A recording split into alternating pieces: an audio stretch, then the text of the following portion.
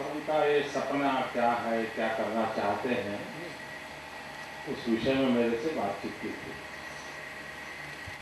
वे अपने इस इंस्टीट्यूशन के काम के लिए, सरकार की मदद के लिए, मुझे ये चाहिए, मुझे वो चाहिए, एक बार भी मेरा संपर्क नहीं किया है, मुझसे कोई अपेक्षा नहीं की है। भविष्य को देखते हुए एक कमिटमेंट के साथ इस कार्य में जुटे हुए थे और मैं आज यहाँ विशेष रूप से भाई अनुपम जी को बधाई देना चाहता हूँ। तो उन्होंने इस अपने मन की भाव को साकार करने के लिए तपस्या की, पुरुषार्थ किया और आज वो सफल रूप में दिखाई दे रहा है। वो मुझे बता रहे थे कि उनकी 4 इंस्टीट्यूशन में ये पहली ऐसी इंस्टीट्यूशन है जिसमें खुद का भवन है और मुझे भी अच्छा लगा। लोकेशन वगैरह बहुत बढ़िया और काफी मन से उन्होंने उसको तैयार किया है। पहले कई लोग आकर के मैदान में चले गए, लेकिन ये भवन देख करके भरोसा करेंगे कि ये रहने के लिए आए हैं, जाने के लिए नहीं आए हैं। और हम गुजराती लोग जो हैं वो पहले आउटकम का हिसाब लगाते हैं और बाद में आउटपुट का। और इसलिए यहाँ जो गुजराती कलाकार भी होगा, लेकिन उसका दिमाग में अर्थव्यवस्था रहती है। ये इंस्टीट्यूशन जानी जाती है एक्टर प्रिपेयर्स, लेकिन मुझे भरोसा है आगे चल करके Anupam Kher actor prepares and actors are prepaid. Prepaid actor होंगे, आपको पहले से पेमेंट मिलेगा और लोग आपको ले जाएंगे। वन पेज पर स्टोरी रहती है कि मोदी के गले के कारण चुनाव पे क्या प्रभाव होगा।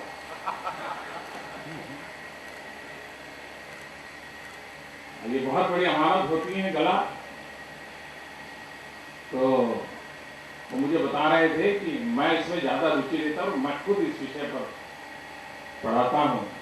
और फिर उन्होंने बचपन की एक कथा सुनाई। उन्होंने कहा कि मैं बचपन में क नहीं बोल पाता था और इसके कारण मेरे बोलने में क एब्सेंट होना है, ना किसी को भी पूरी बात समझने के लिए बहुत कॉन्सेंट्रेशन करना पड़ता। तो कहा बचपन में मैंने चर्चिल की एक कथा सुनी थी। चर्चिल का कहा बोनापार्ट, नेपोलियन बोनापार्ट की कथा सुनी थी। तो उनको भी ऐसी कोई दिक्कत थी कि उनकी जुबान ठीक से बोल नहीं पा रही थी, एक शब्द कुछ कम रह जाता था। तो उनको किसी ने एडवाइस की थी कि मुंह के अंदर 3 मार्बल इधर रखो, 3 मार्बल इधर रखो, फिर बोलिए। तो बोले मैं भी बचपन से मार्बल रखता था और बोलता था, और इसलिए मैंने कहा है स्टोन पुरुष है। ट्रेनिंग जीवन का अहम हिस्सा बनता चला जा रहा है। एक ही क्षेत्र ऐसा है जहां पर ट्रेनिंग को अभी जगह नहीं मिली, बाकी सब जगह पर ट्रेनिंग का स्थान बन गया, और वो है मेरी बिरादरी। राजनीति में पता नहीं कि ट्रेनिंग का कोई माहौल ही नहीं बढ़ रहा है। उनको लगता ही नहीं है कुछ सीखना चाहिए, उनको लगता है सब आता है। तो ये इस समस्या से हम झेल भी रहे हैं, देश भी झेल रहा है। और इसलिए जो व्यंग्यकार होते हैं बढ़िया बढ़िया कविता बनाते हैं हम लोगों को। एक कवि ने लिखा था कि मैं जा रहा था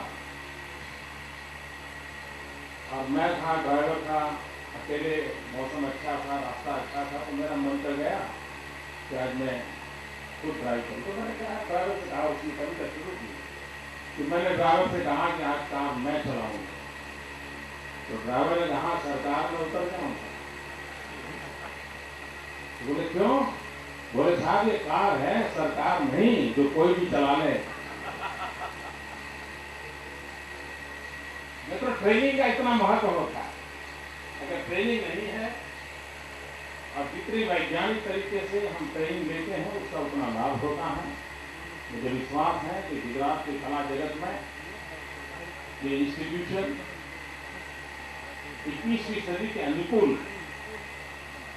कला और संस्कृति को ह्यूमन रिसोर्स से भरपूर करेगा। मैन पावर की जो कमी होती है उसको पूरा करेगा। और जैसे अनुपम जी ने कहा कि जहां तक मुंबईया फिल्म इंडस्ट्री का सवाल है, हम गुजरात के लोग बहुत पीछे हैं। हमारी गुजराती फिल्में भी उसके विषय में बहुत चर्चाएं होती हैं, चुटकुले भी सुनाए जाते हैं, लेकिन मैं मानता हूं कि इस चीजों को हमें बदलना चाहिए।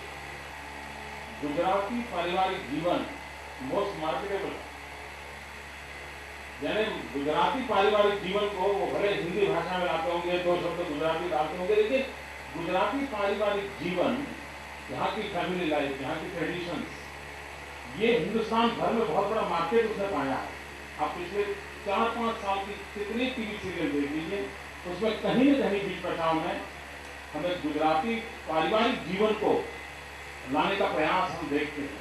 इसका मतलब हमारे यहाँ सब कुछ है।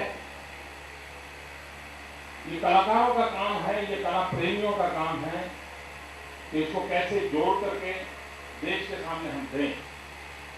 जहां तक इतिहास की तवारीख का सवाल है, नाट्य क्षेत्र में आज भी मुंबई में गुजराती थिएटर का कब्जा है। मुंबई के अंदर गुजराती थिएटर आज भी पॉपुलर हैं और काफी उससे प्रतिष्ठा पाई है। हिंदुस्तान के फिल्म जगत में भी व्यक्तिगत रूप से बहुत बड़े बड़े लोग गुजरात में जिए और इन दिनों इंटरनेशनल फिल्म वर्ल्ड में भी बहुत बड़ी मात्रा में गुजरात के नौजवान कला जगत में अपना नाम कमा रहे हैं। मैंने अनुपम जी को कहा जब इसका 1 साल आप संपन्न करें तब जरूर ये गुजरात, भारत के बाहर रहने वाले गुजराती कलाकार हैं, उनको कभी एक बार यहाँ इकट्ठा करना चाहिए, तो एक नई ताकत इसको मिलेगी।